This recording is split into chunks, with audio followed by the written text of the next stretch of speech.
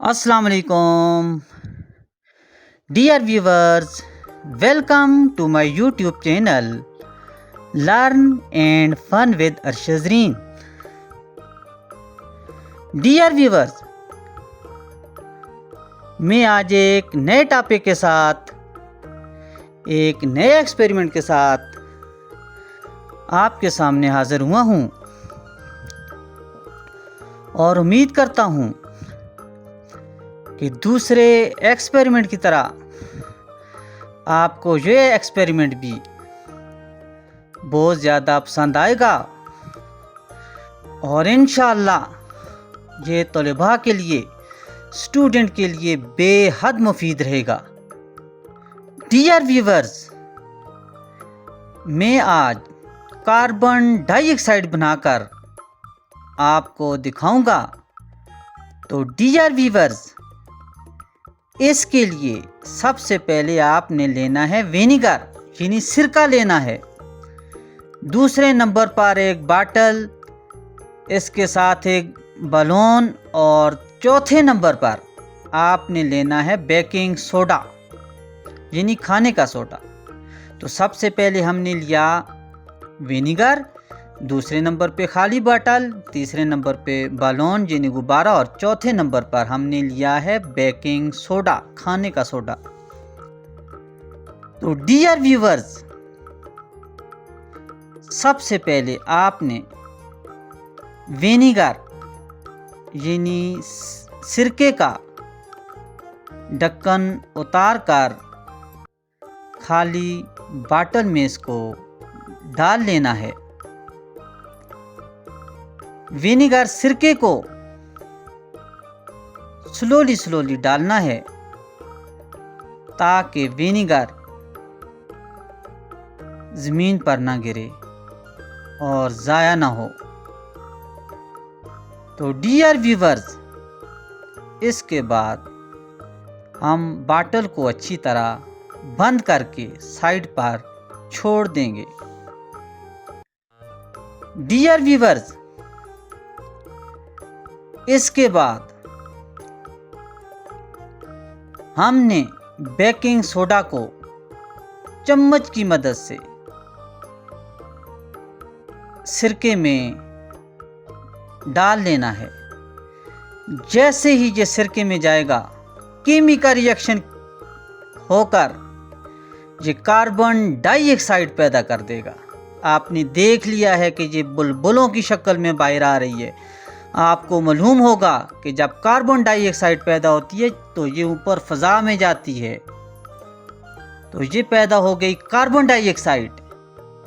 लेकिन अब मैं आपको बालून की मदद से कार्बन डाइऑक्साइड का एक्सपेरिमेंट कराऊंगा कि कार्बन डाइऑक्साइड कैसे पैदा होती है। तो इसके लिए सबसे पहले आपने बेकिंग सोडा को बालून के अंदर डालना है। बालून के अंदर इसमें तकरीबन 3-4 चम्मच डालकर इसके बाद डियर व्यूवर्स, हम विनेगर यानी सिरके को बाटल में डालेंगे। अब तकरीबन मैंने बालून में काफ़ी बेकिंग सोडा डाल दिया है और अब मैं विनेगर यानी सिरके को बाटल में डाल रहा हूँ। डियर व्यूवर्स, पहले भी मैं आपको बता चुका हूँ कि विनेगर को एहतियात के साथ बाटल में डालना है। तो डियर व्यूवर्स, अब मैं आहिस्ता आहिस्ता विनेगर को बाटल में उंडेल रहा हूँ ताकि विनेगर यानी सिरका ज़ाया ना हो।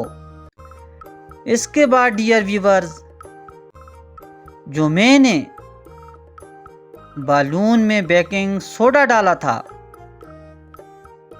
वही बालून बाटल के ऊपर चढ़ा दूंगा।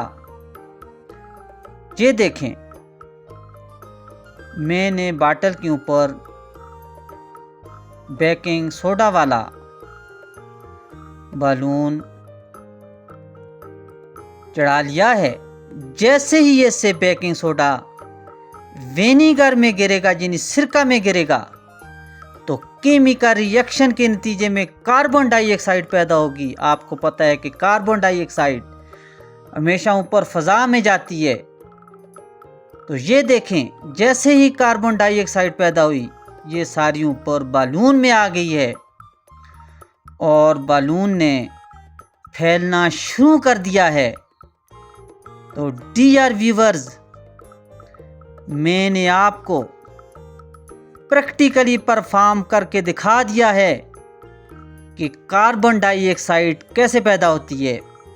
ये आप कार्बन डाइऑक्साइड को देख सकते हैं कि कार्बन डाइऑक्साइड बालून में आ गई है और बालून का साइज बढ़ गया है।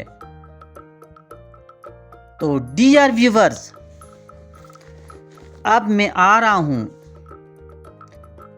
केमिकल इक्वेशन की जानिब कि कार्बन डाइऑक्साइड कैसे पैदा हुई है। तो डियर व्यूवर्स, अब मैं आपको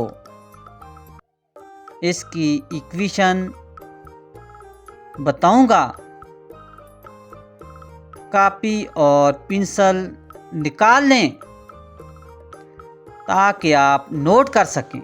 डियर व्यूवर्स, सबसे पहले आपने विंगर CH3COOH लेना है। इसके साथ ही आपने बेकिंग सोडा यानी NaCO3 लेना है। जब इनका आपस में केमिकल रिएक्शन होगा तो इसके नतीजे में H2O वाटर प्लस CO2 यानी कार्बन डाइऑक्साइड और NaC यानी सोडियम एसीटेट पैदा होगा।